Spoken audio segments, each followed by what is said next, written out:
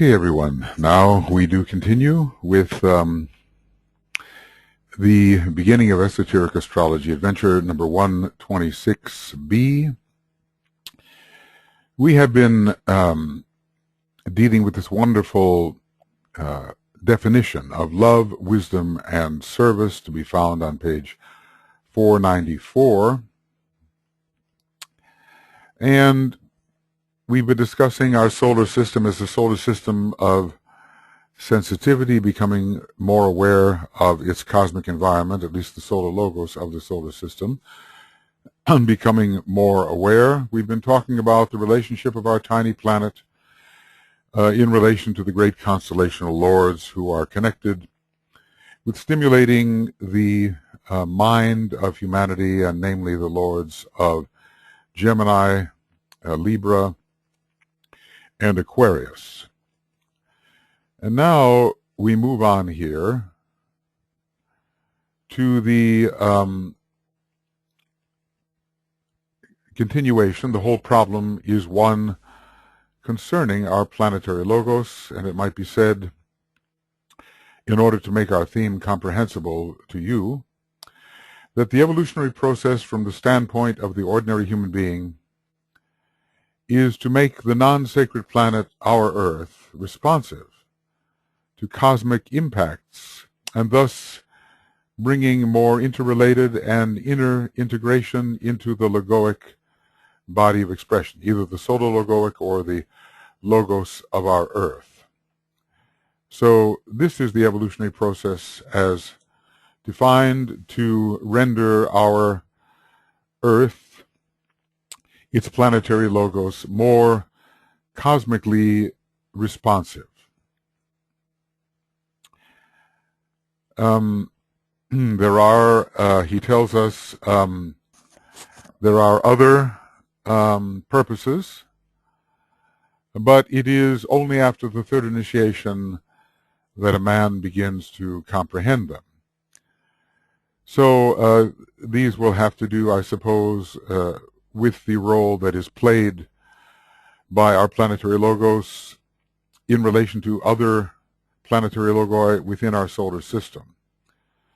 And there is a whole question of solar logoic kundalini with which our planetary logos is concerned.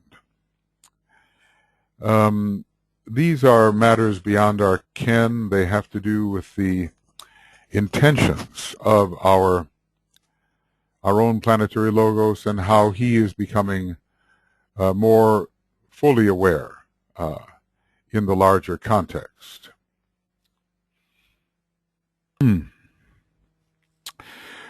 So, there are other purposes as well as becoming more cosmically responsive, but it is only after the third degree that a man begins to comprehend them, and then, this is not what I'm looking for, begins to comprehend them. Right. So then the man becomes more responsive to the stellar level because he is beginning to, or he has taken the first solar initiation, and the sun is also a star. These three constellations, we're dealing with the air sign constellations, which interestingly do have a definite connection with mind, even as it is stated in ordinary astrology. These three constellations cyclically and eternally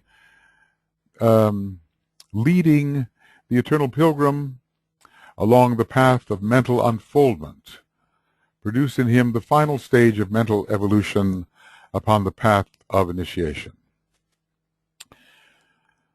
So just as in conventional astrology, we have a connection between the air signs and mental evolution, but of course it means far more esoterically than it can in the ordinary sense. Illumination the term applied to that final stage is a synthesis of instinct, intellect, and intuition. Okay, and that is really worth noting. Sometimes illumination is found in relation to the third degree, but, whoop, no, that's not it. Okay. And I think, right. Sometimes illumination is found in relation to the third degree, but the kind of illumination we're speaking of here, this type of illumination has to do with the initiation of revelation at the fifth degree. The disciple, as the beginning initiate, is somewhat illumined and goes through the Satori experience or the enlightenment experience at the time of the third degree. But the growth of light, of course, continues, and you can imagine the kind of fullness of light which occurs at the fifth degree, which is in a way ruled by the sun and by the first ray and by the sign Leo, at least as I understand it. Liberation and the fifth degree. When we listed the series of crises through which the man passes, Virgo was initial initiation, Scorpio was the second, Capricorn the third, Gemini the fourth, and then Leo, I think, represented the fifth degree there. So we must bear in mind, we students, that Gemini expresses the relation of the pairs of opposites as they swing the man into activity and evoke his mental perception.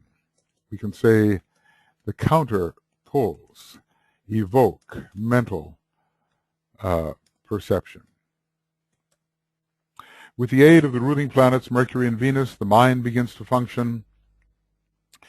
And when the esoteric planet comes into expression and transmitting potency, and that is Venus as the esoteric planet, the messenger and the angel exchange their understanding. Venus and the divine Manasaputras are closely connected.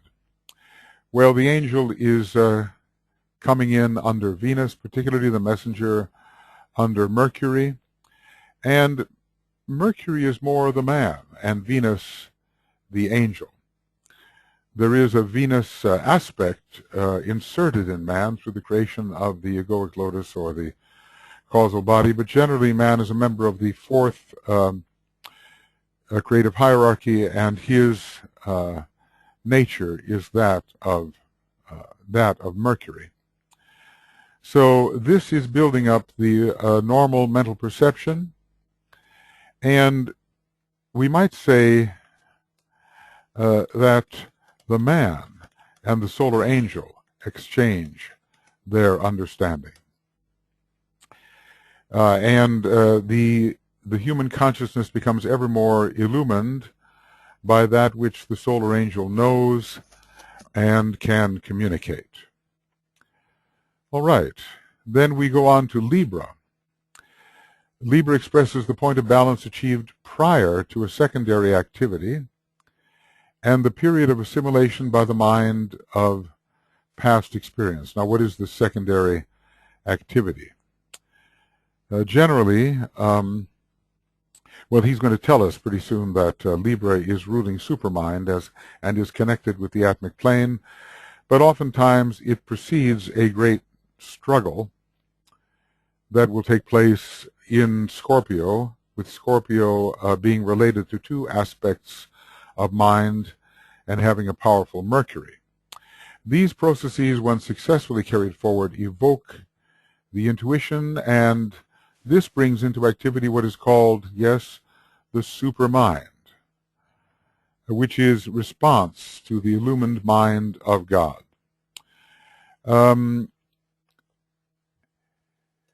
The intuition precedes the emergence of the supermind.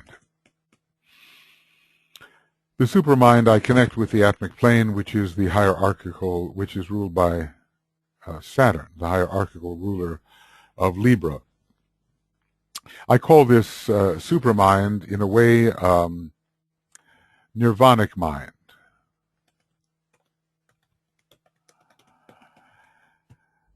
Now we could, the intuition is called the transcendental mind.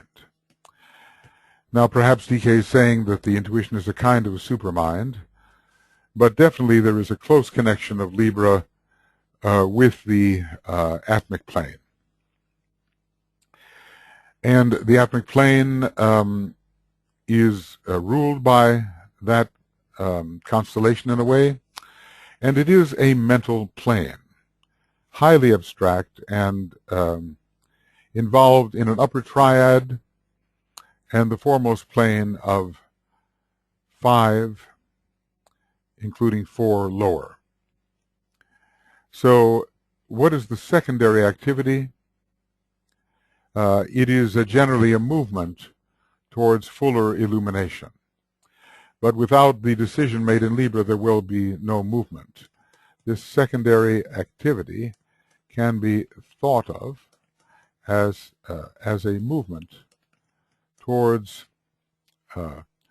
greater illumination, towards Capricorn,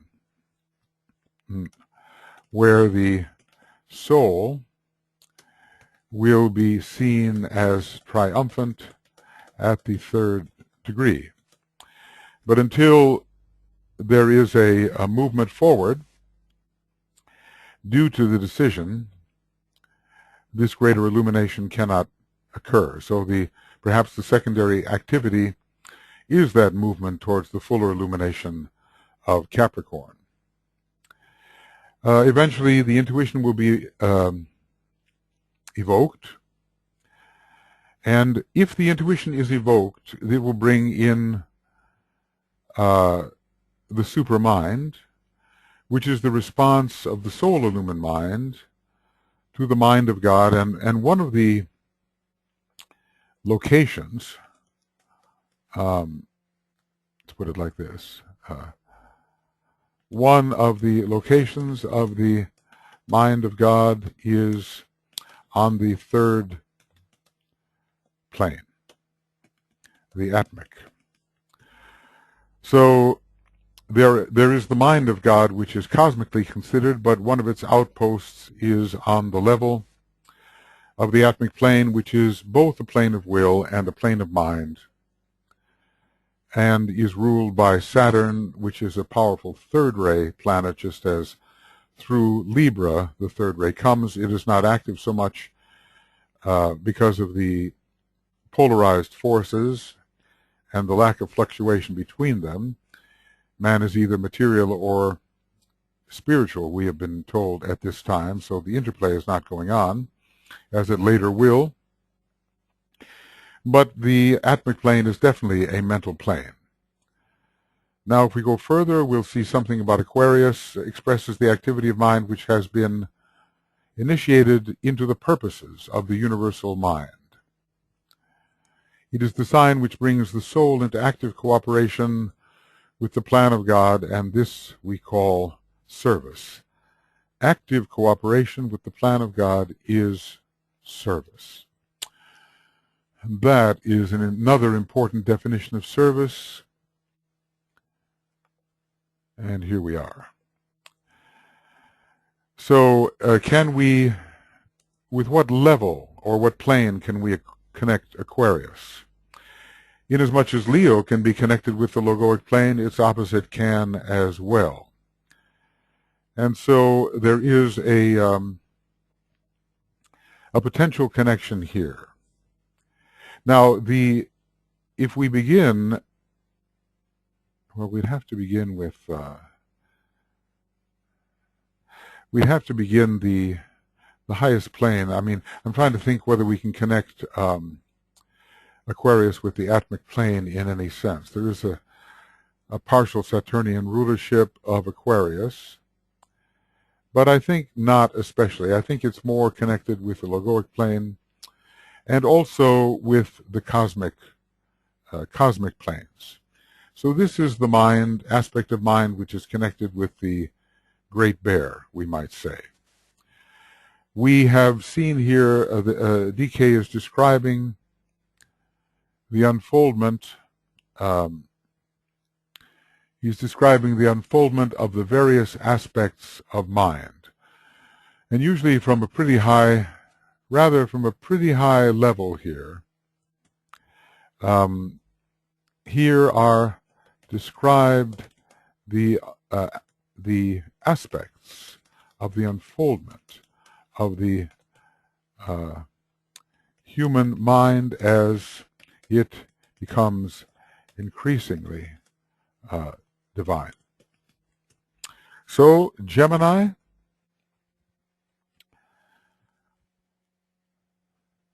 evoking mental perception, this is the beginning of the process, and illumination comes, and on the basis of illumination,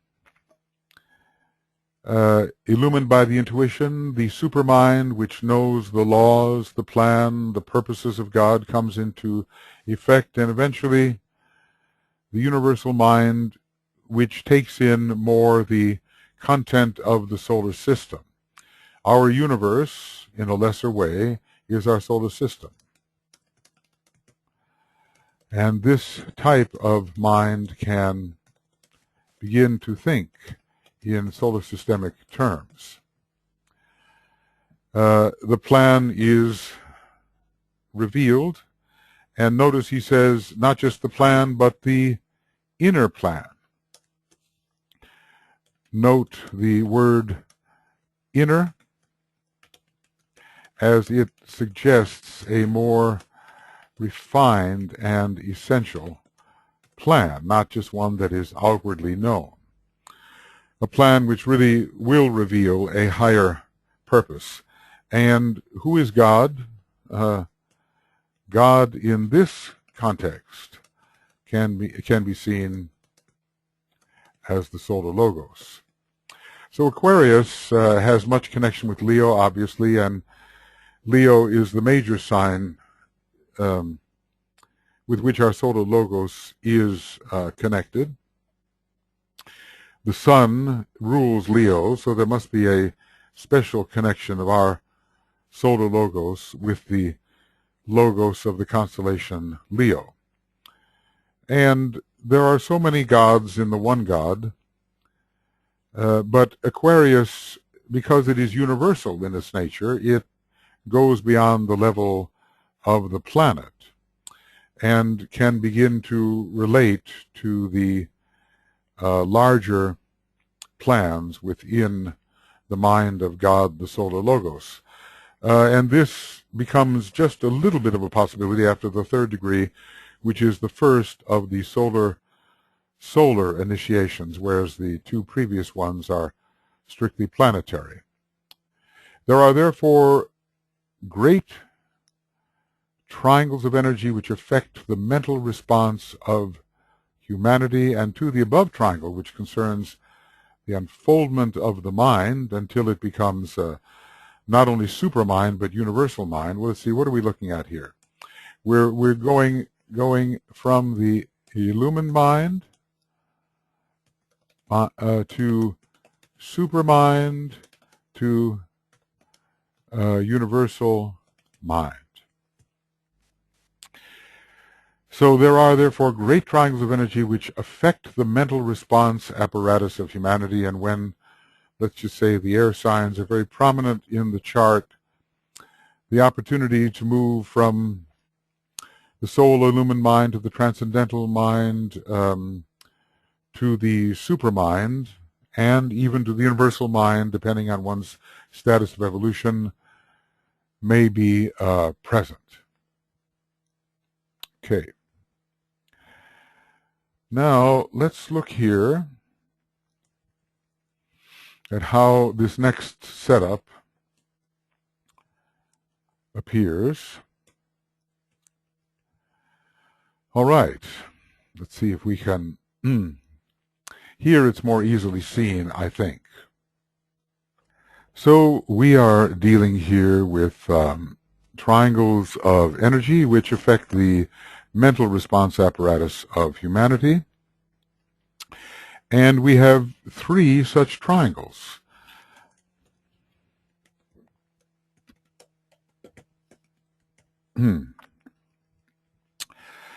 We have Taurus, Scorpio, and Capricorn, and let's see how this works out, and then Sagittarius, Cancer, and Leo. So Taurus represents desire and the incentive, the keen desire for evolutionary unfoldment in the human kingdom, which can mean the acquisition of knowledge. Scorpio, interestingly, here represents aspiration, whereas it is so often Taurus. In Taurus, the highest type of idealistic aspiration is found. Aspirational idealism. The key to the testing of the disciple in Capricorn brings illumination, the liberation of the initiate. We see how when the light comes, there is liberation. So we want to say that light and liberation are closely allied. Scorpio, having much Mars, which is a 6th-rate planet, can easily be involved in aspiration. We seem to have 3 signs of aspiration. These are Taurus, the highest type of aspirational idealism is found there. Now mentioned Scorpio, and of course Sagittarius, under hierarchical Mars, which is always striving towards the vision. These 3 are particularly aspirational, but interestingly, only one of them has the 6th-ray constellationally delivered. Scorpio has a planetary association with the 6th ray through Mars. And I have sometimes speculated, because of the aspirational quality of Taurus and its connection with the vision, that one of the other rays connected with Taurus, we're only given ray 4, could be the 6th ray. Taurus is so closely connected with desire that the 6th ray could have a prominent place in its expression if we're talking about the unmentioned rays of these constellational lords. So we have the desire for knowledge, we aspire to a higher state but must be tested before we can reach it, and then we achieve illumination. These 3 also contribute to, as DK is saying here, the unfoldment of the mind. And these affect the mental response apparatus of humanity. Going on further, we have Sagittarius, which gives us the sense of direction. And if we were to look at the rays and the initiations, and we were to turn to page 340, we would see that for the 3rd initiation here of transfiguration, integration, direction, and science are 3 important factors. Now, science, of course, comes in on the 5th ray, and Sagittarius delivers that. Direction is now given as a keynote of Sagittarius, and integration is a special ability to bring all things into one line, and that is Sagittarian in its nature as well. So I think we see the manner in which Sagittarius can lead towards the 3rd degree. We're told that it's not approached from the heights of aspiration, but from the level tableland. Is that the table? Let's see if we have that.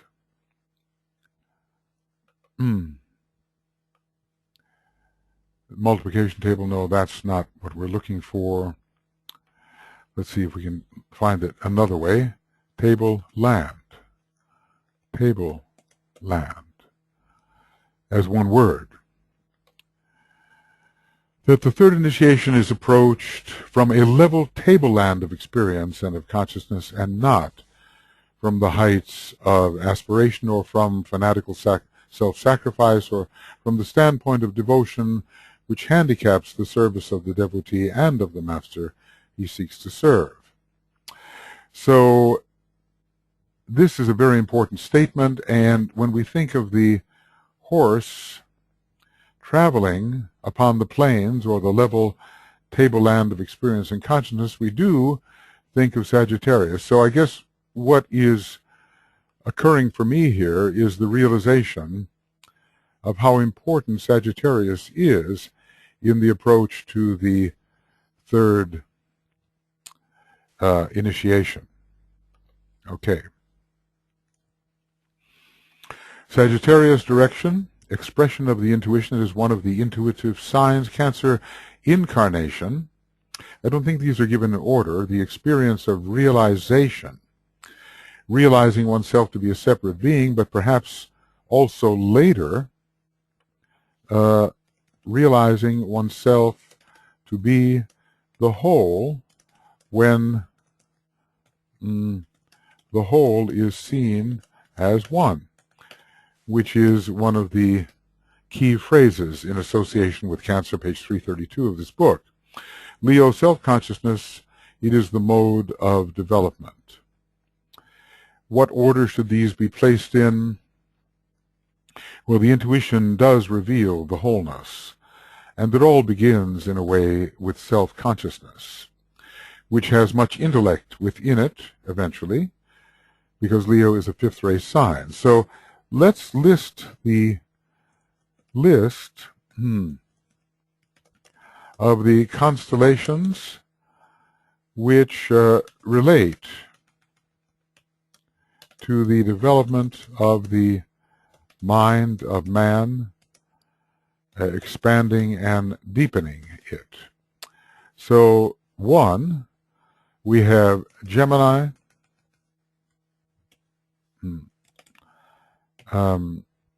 Libra, and Aquarius, which is the normal mind, becoming illumined, supermind, and universal mind. 2, we have Taurus, Scorpio, and Capricorn. We might not think that these were mentally related signs, and yet we can justify it. If we look carefully, we will find that Mercury, the planet of the Buddha, is very much related to Taurus. It also rules one of the decanates of Taurus, the middle decanate, which is the Virgo decanate. And there is the sense in Taurus of the Buddha function. So even though it's Venus that is the ruler, both the Earth and Mercury, filling out the Earth-Venus-Mercury triangle, both the Earth and Mercury are strongly related to Taurus because illumination is conveyed here. Now, with Scorpio, the hierarchical ruler is Mercury. And with Capricorn, Venus is the hierarchical ruler, but Mercury is ruling the final or Virgo decanate of Capricorn, along with the Sun and Vulcan, which it seems to veil. And Venus, the planet of intellect, is the ruler of Taurus. So through rulers and decanate rulers,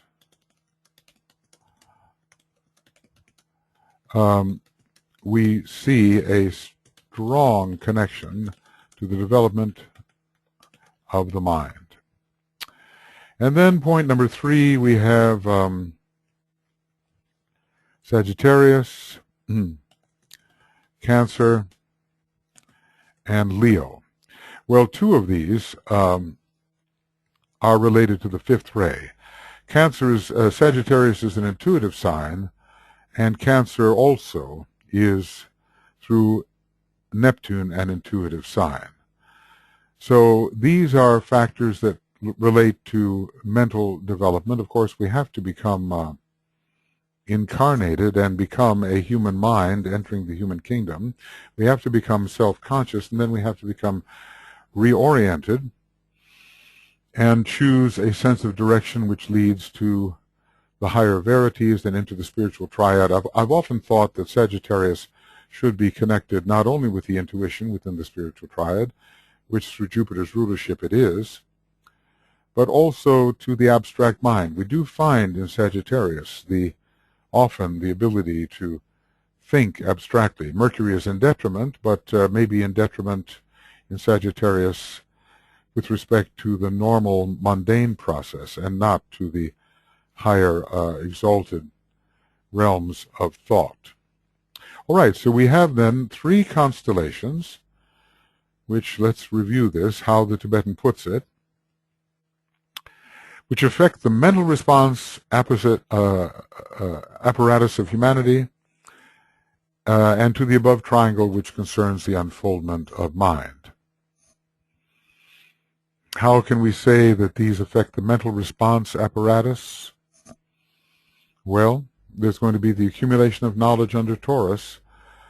And remember that in the 5-fold system of initiation ruled by astrological signs, maybe 6-fold, Scorpio, I'm going to put this here, I think it'll be better, in the, let's see, Leo, Virgo, Pisces, Leo, Virgo, Libra, Scorpio, Sagittarius, Capricorn is 6-fold.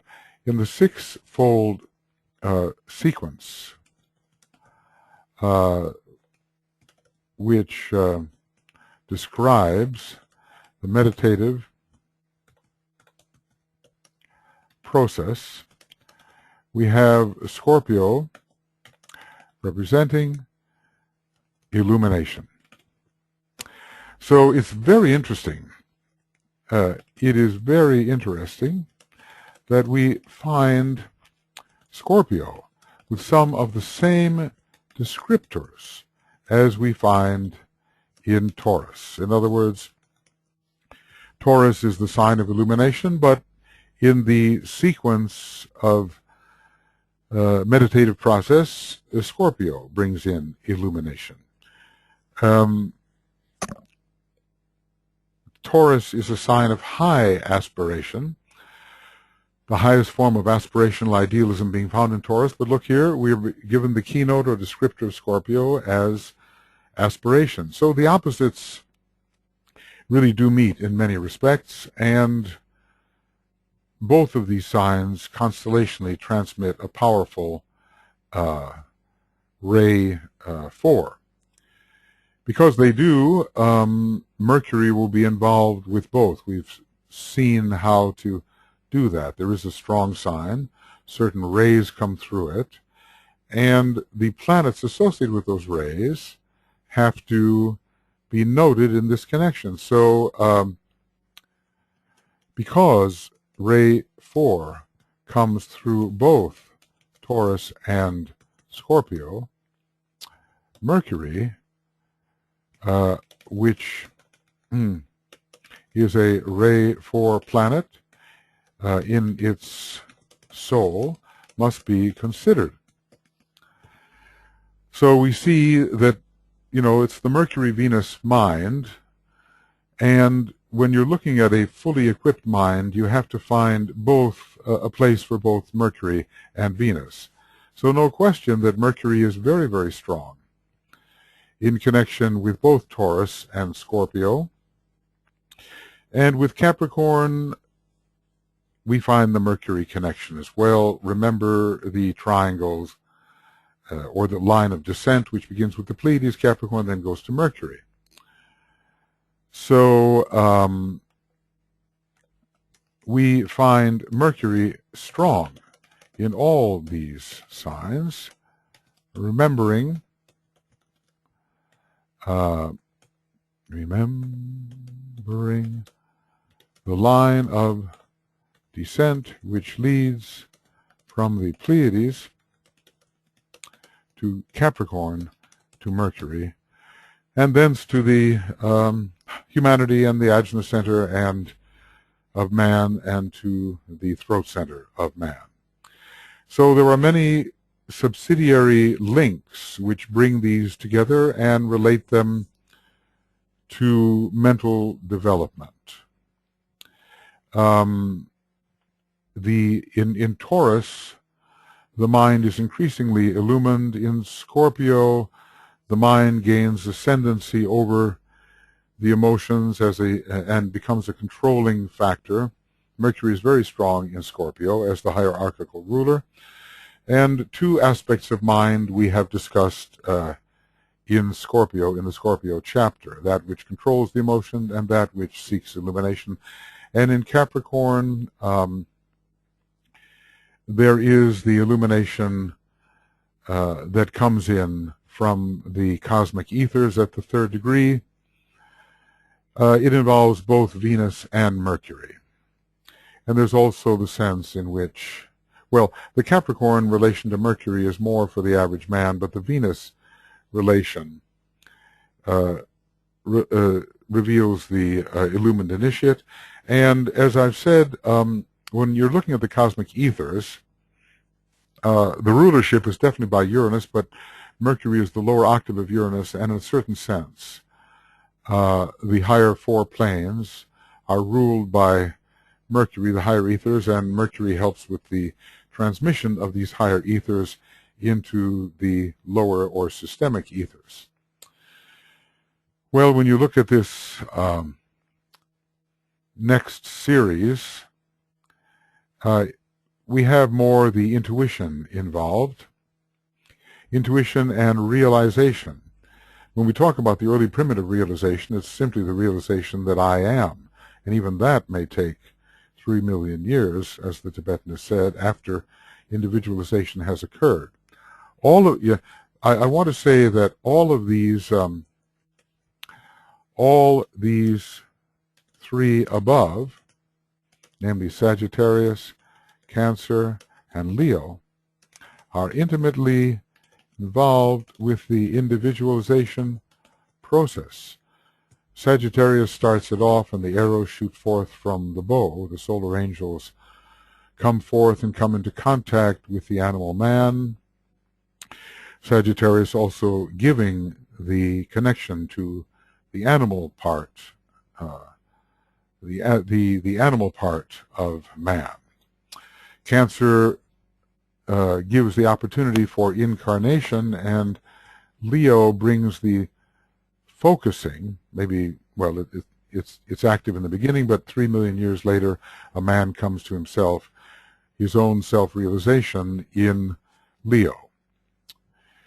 So here we have the movement from, in a way, from instinct to intellect, and from intellect to intuition. If we go Sagittarius, Cancer, Leo, Leo, Cancer, Sagittarius, if we go in both directions, if we go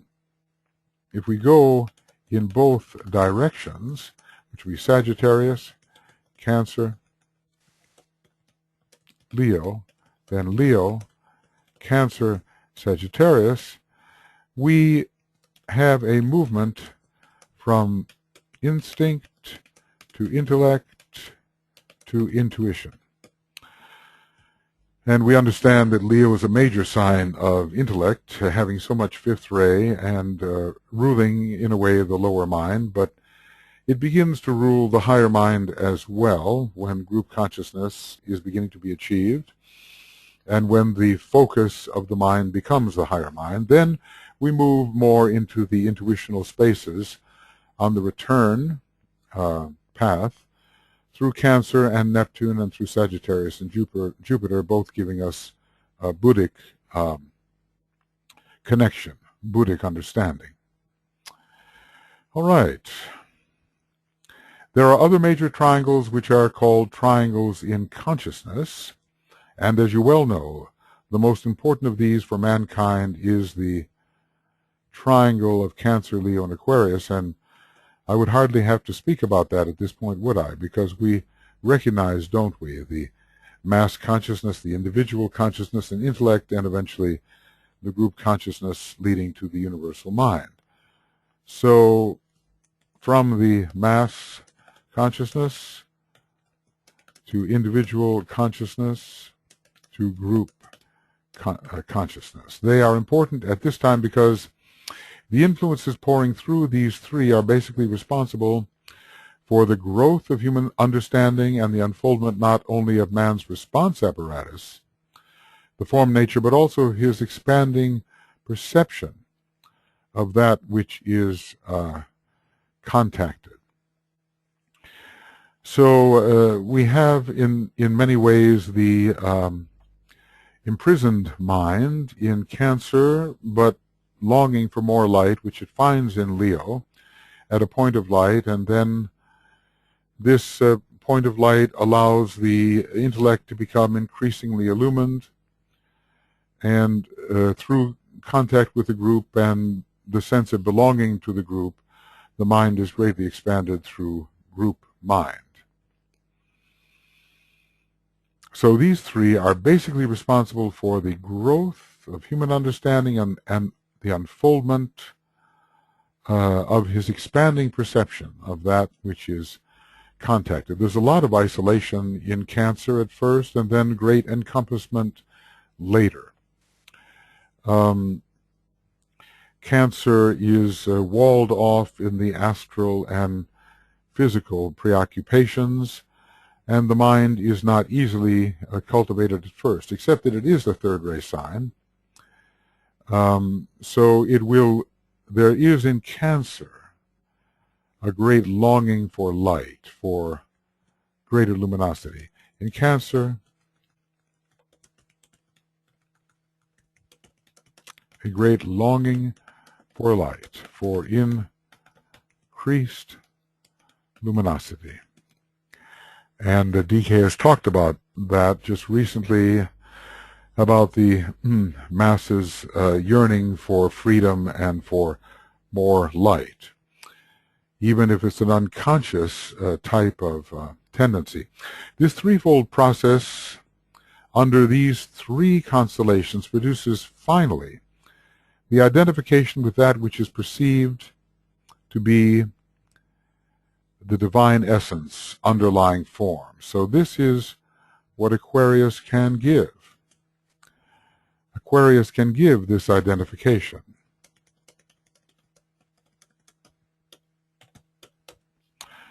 The identification with that which is perceived to be the divine essence underlying form. Well, the whole is seen as one in Cancer. And in Leo, I am that I am that essence. And in Aquarius, I am everywhere and know all things, I am all pervading.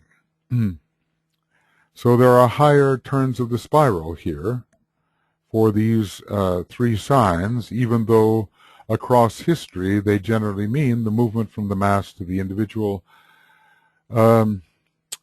to the group, or the movement from instinct to intellect to intuition. Let's see. So in these three, I have to find that. In these three, there is the general movement from instinct, which is Cancer, to intellect, which is Leo, to intuition, which is Aquarius.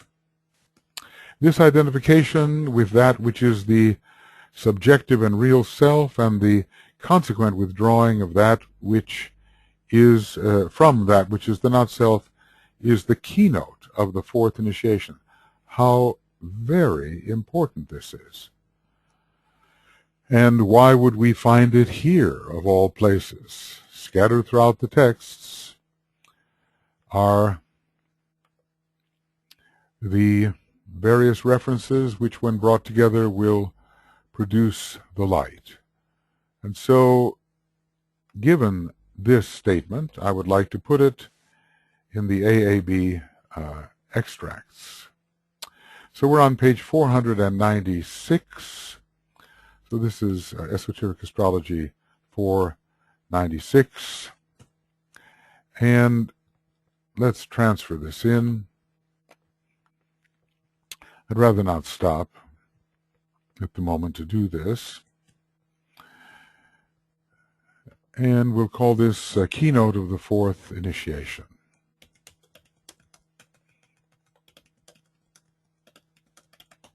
Very important. And this takes us to the AAB extracts, and we're right there already.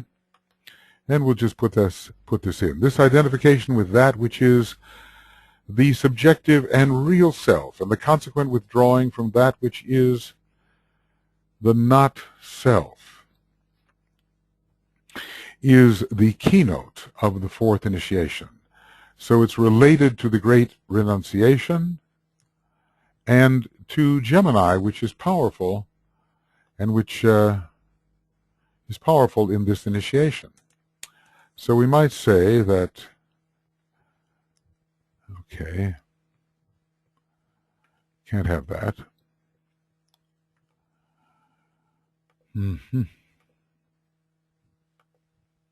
So this process is related to Gemini, where the pairs of opposites are separating the self from the not self, the self from the not self. Okay. And where are we? We're at 14. Let's call it 16 and make a note. All right. We see how Master DK throws in such important considerations, and we wouldn't necessarily know where to find them or whether to expect them. Whoa. Oh, this is only one page. All right. I want to put this in here.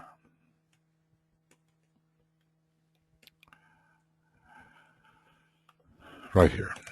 All right. This process is related to Gemini, where the pairs of opposites are separating the self from the not self, and Gemini, one of the key signs in relation to the fourth initiation.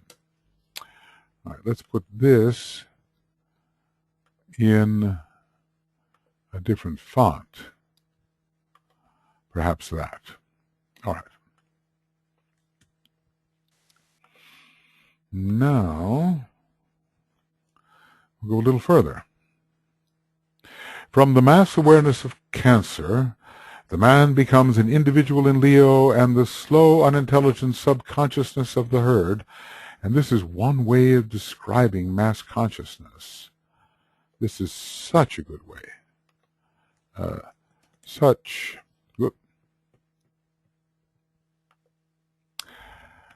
a good way of describing mass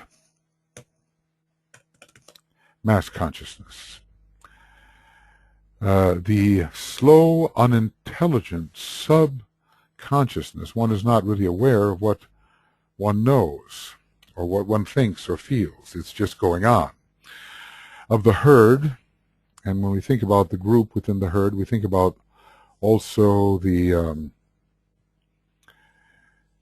pens, as it were, the lesser container. What is the word? Sheepfold, indeed. We think of the lesser sheepfold and the greater sheepfold. Lesser and greater sheepfolds, because there are two constellations which are connected with the Great Bear and the Little Bear. Well, they are connected with the sign Cancer. The Great Bear is called the greater sheepfold and the Little Bear the lesser sheepfold. Now, in one respect, these are ashrams because those within them are still being taught and are being guided and led, but from another perspective, we have the idea of the mass, the way in which together are herded those for whom there is a slow, unintelligent subconsciousness consciousness. So these are lower and higher forms of sheepfold. We cannot say that Cancer refers to ashrams for everyone. It just doesn't. But when we look at these containers of those who are open to being instructed and who are brought together in a group for that purpose, the idea of the sheepfold becomes applicable. So from the mass awareness in Cancer, the man becomes an individual in Leo, and the slow, unintelligent subconsciousness of the herd becomes the self-awareness of the developed man in Leo. And what this means is that the person who is characterized by mass consciousness is not self-aware. And we see this in the tribal consciousness of many millions on our planet today. They have no noticeable interior life about which they can be objective, which they can analyze, the nature of which they can discover. They are outwardly oriented, and they are swept by common desires and common thoughts. So instinctual reaction gives place to conscious intellectual activity. Instinctual reaction in Cancer gives way to intellectual activity in Leo. This dual activity in turn gives place to the group awareness, which is the gift of the Aquarian activity. It's what we all think together, and we can say our resources are available to all members of the group. And so the one is enriched by the many. I think, in a way, Aquarius is one of those signs of the one and the many. All right, I'm going to make this just a little less. Okay. The superconscious divine man then transcends his limited self-consciousness, and the intuition supersedes the intellect. And that happens in Aquarius, and he seems to be linking Aquarius with superconsciousness and intuition. Linking Aquarius with superconsciousness, conscious, and the intuition. So these triangles reveal to us a kind of progression over time, a kind of developmental progression.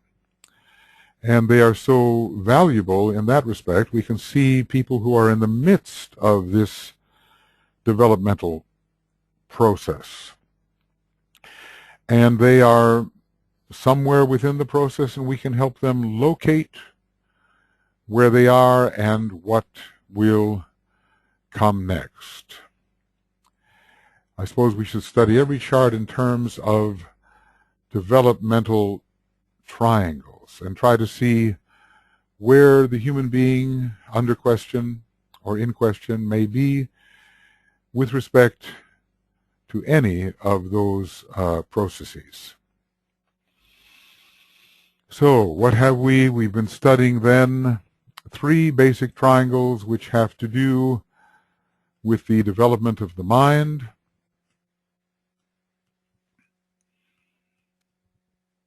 how does DK put it here? A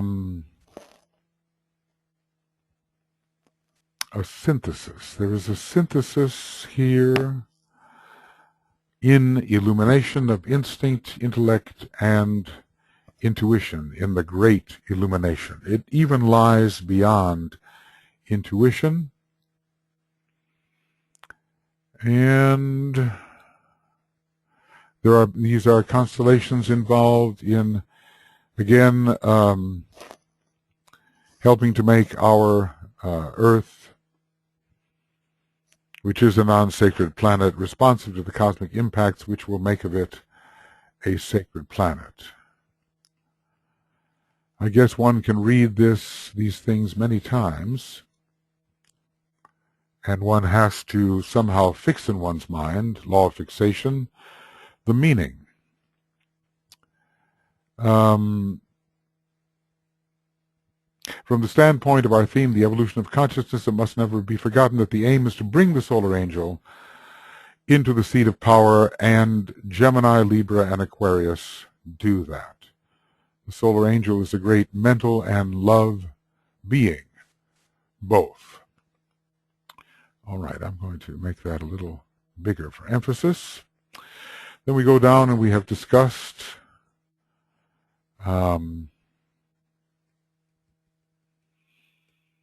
we've discussed many things. The planetary Logos' problem with his own evolution. The three constellations are leading the eternal pilgrim along the path of mental unfoldment and produce in him the final stage of mental evolution upon the path of initiation, which is illumination. So in general, what we can say here is that Gemini, Libra, and Aquarius lead to that illumination which is even beyond the intuition, and which is expressed through the initiation of revelation at the 5th degree. So Gemini and Libra and Aquarius have been discussed and where they lead the man. And then additional triangles, Taurus, Scorpio, and Capricorn, all of which have strong mental connection, as I have explained, and Sagittarius, Cancer, and Leo.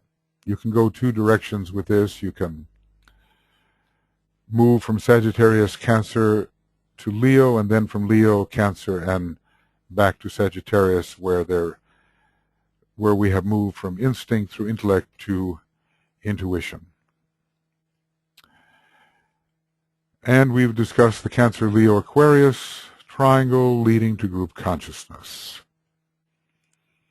So, and the movement from the slow unintelligence of consciousness of the herd to the intellectual activity of Leo and to the superconsciousness of Aquarius. Well, these are very practical matters that we're dealing with. We have a planet where evolution has to be expressed in terms of light, and this is certainly so for humanity, which is, in a sense, Mercury.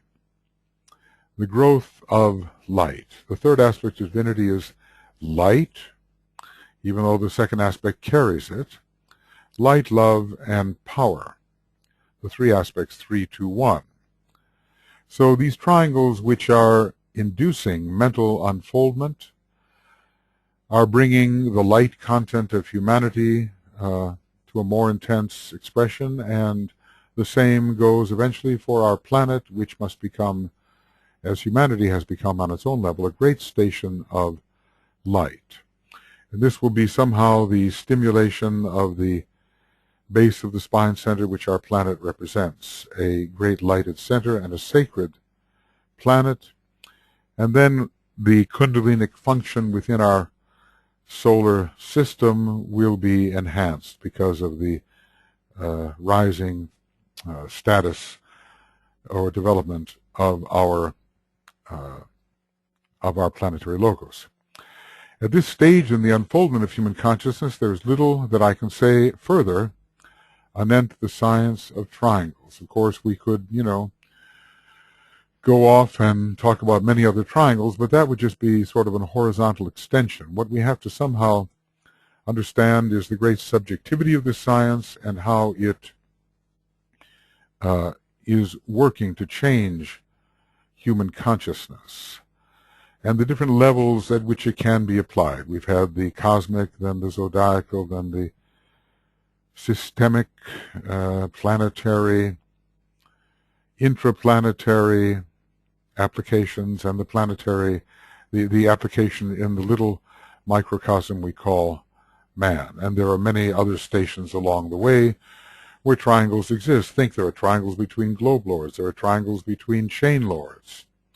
Just as there are triangles between the planetary logoi in our solar system, and perhaps these triangles between the chain lords and the globe lords in some way reflect the triangles we find between the planetary logoi in our solar system and allow for a resonant transmission of energy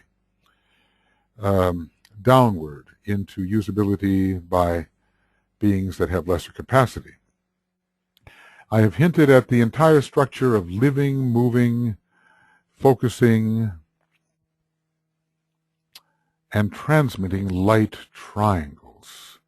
He gives us a summary here. Living, moving, focusing, and transmitting light triangles. He says pretty much what he's done is to give a hint towards these things. I guess it's important to plant the concept in our mind and to have the sense of a few of these triangular interactions which have particular effectiveness on the life of humanity at this time. I have hinted at the entire structure of living, moving, because there are triangles in rotation, focusing, because certain rays come through certain parts of the triangles and focus in certain places, and transmitting light triangles, which should underlie and eventually will underlie the manifest universe, presumably converting the universal web of light into a web of triangles. And maybe there are also webs of interlacing circles, of course, but it seems that we might go far enough with the triangles in this particular solar system. Maybe eventually in the next solar system, the etheric web underlying that entire solar system will be a series of interlocking circles. I pointed out certain relations between the various constellations, the esoteric planets, and our Earth. Note here not the hierarchical planets, interestingly, and our Earth. I've shifted the approach of the astrological student away from the world of tangible happenings, precipitated events, and personal characteristics which are distinctive of exoteric modern astrology, into the world of conditioning energies, controlling incentives. What are we aiming towards? Impulses and causes, and have thus laid down the basis of an inner esoteric astrology which must govern this ancient science in the future. Well, we're getting there now. Yes, I think this might be the time. What I'm going to do is stop, reread, in a sense. We're going to say this is the end of Esoteric Astrology Adventure 126B, page 496, and beginning of Esoteric Astrology Adventure 126C, page 496. We'll simply reread some of what we've been reading as it is important.